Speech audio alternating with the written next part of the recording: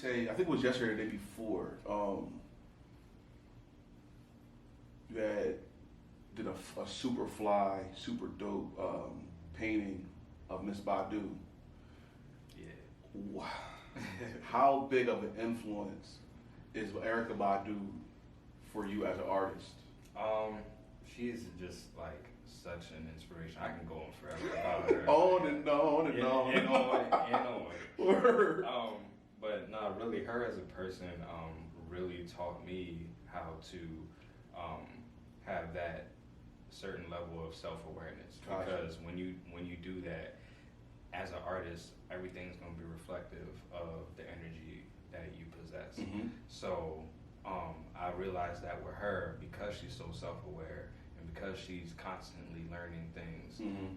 all the stuff she puts out is timeless. Right. And you don't really see that with a lot of artists. A lot of artists put out things that are only relevant for that certain level, mm-hmm. you know, and that's cool. But when you have something that you put your soul into, mm-hmm. and you do it in a manner of such grace and pride, like that creates some timeless work. And I've always admired her for that.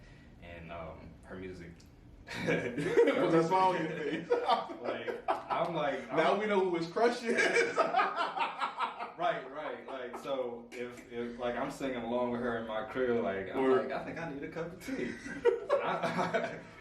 Yeah, she is just a whole vibe. I feel you. That was like the first time I ever got to really like capture on canvas. So, I'm like, I haven't really done that with people I admire, but mm-hmm. I felt like spiritually I'm in that phase mm-hmm. where I need to give people their roses while they're alive. Right, I feel you. Because I appreciate and love like people, and during this time it's mm-hmm. very important for me to let people know that. Facts. Yeah. Well, speaking of, giving people roses while they're alive, of course, Swiss Beats and Timbo started the Versus joint. Ooh, yeah. Miss Badu and Jill Scott had a Versus, segment. Jilly from Philly, she's another vibe too. That whole neo soul era is look, yeah. That was definitely a treat. I was definitely front row for that. Solid. I had my incense burning and everything. Did you have was there a song on both ends that when you heard it you just snapped? See, I like there.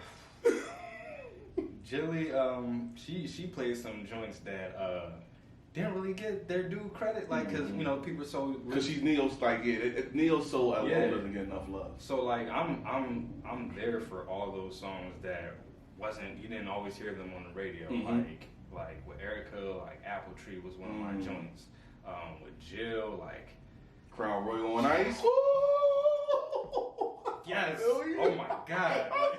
Don't leave me hanging out. Oh, I had to take it. All right, take a sip. Listen. Jilly from Philly. She did that. Mm-hmm. She definitely did that. But you saw, like, that was one of my favorite verses, not just because of the people that were involved, but because it wasn't really like a tit for tat thing. It was more, let me share my love with you. Let me share my love with you. And you can tell they're both in love with themselves so much that they were able to share love each other. Yeah, like that was beautiful. Word. That was real beautiful. Word. So I don't know if you know, but of course, homie of mine, shout out Jamie Davis, you know what I'm saying? He had hit me shortly after I want to say the first two verses. He was like, yo, we got like there's plenty of dope artists here. Let's do something. So we was like, all right, bet. And then we so him, Jay Bear, and then Levels Ready, we had started I Hear You versus Underground. You know what I'm saying? The first two we had, the first one was Maison and Cordell, super dope, super crazy. Then we followed up with CB and Worldwide Loud. Loud, when you see this, I'm just calling you Loud from now on. I'll make sure I put your at in the word. It's a super tongue twister for me. If you could match up, two Harrisburg artists, whether it's producers, singers, rappers, poets, whatever, painters, whatever. Yeah. Matter of fact, that just gave me a dope idea. Yeah. Anyway, keep that. What who would you like to see on I Hear You versus Underground? See, I'm definitely fan of the Singers Lounge. So it would have to be two singers from the Singers Lounge. I would love to see go head up, just like share that space with each other. Definitely Airis Smallwood. I think I know the second.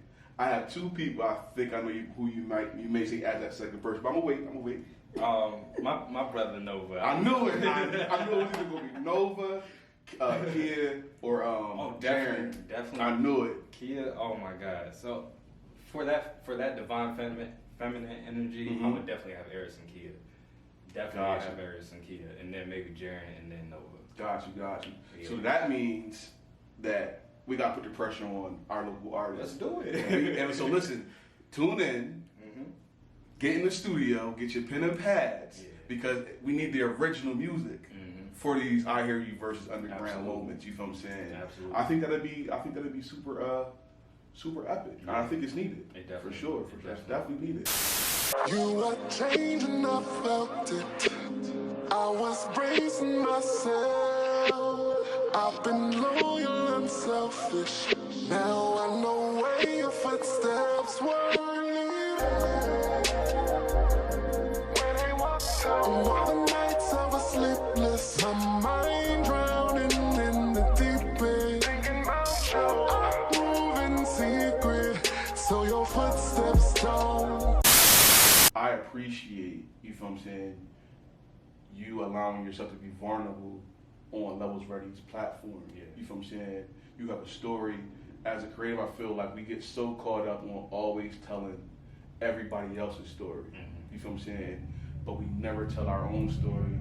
And then when we do get the opportunity to tell our story, it's like one platform. Yeah. If you ever notice, if Kevin Hart right now, like, I'm just throwing his name out there.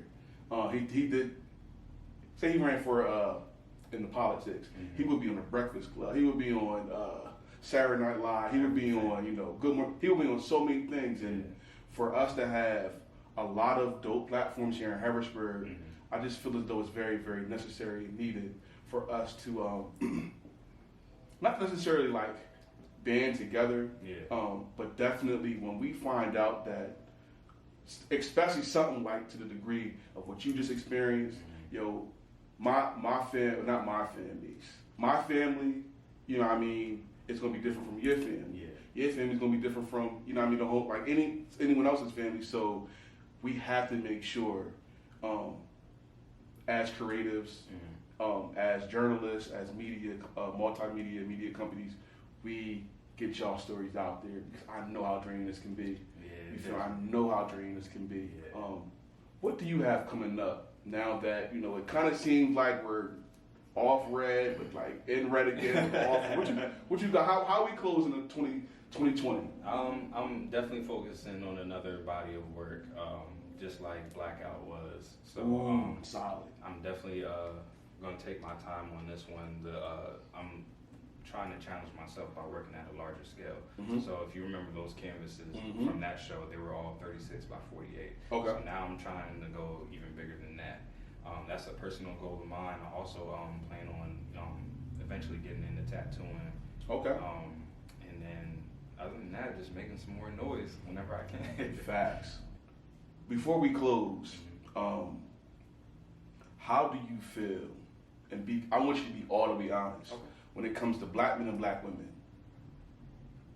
what's the 411? And as far as how are we protecting each other enough? The fact that this is even a topic of like concern should say that there is a need for more. So I feel like unity is being formulated, but only through tragedy. That's so and the fact that we only hold hands when one of us dies is a big thing. Like we need to focus on that. So I feel I've been myself trying to figure out like how can I what can I do to make opposite gender like feel more protected by Right. me. And it comes down to the smallest things. You know, just making sure someone got home safe, making sure they call you when they're in you know, at home, asking someone if they need something. Telling somebody that you love them. You know, holding yourself accountable, holding others accountable. Just the whole nine. So I definitely, it's not that I feel like we're not doing enough. It's that I feel like we can always do more. Gotcha. So that's real. That's where I'm at with it. That's real. Well, listen, if you never thought that you was an activist, you feel what I'm saying? Activism through art, that's my thing. If you never, well, I know you do. You know you're dope. You feel what I'm saying? If you never ever thought that, you know, you were a stand-up individual, I'm here to tell you, everything is checked. You feel what I'm saying? Appreciate you. So again, my brother, I love you, man, for love real. You too. Don't stop doing what you do. Appreciate because it. believe me, I'm right behind you, beside you, in front of you, making sure you don't. That's good. You know what I'm saying? So thanks for locking in once again. Until next time, let's remember this time. Ashe. Peace, love. Yep. Tell us how you came up with the concept of Blackout.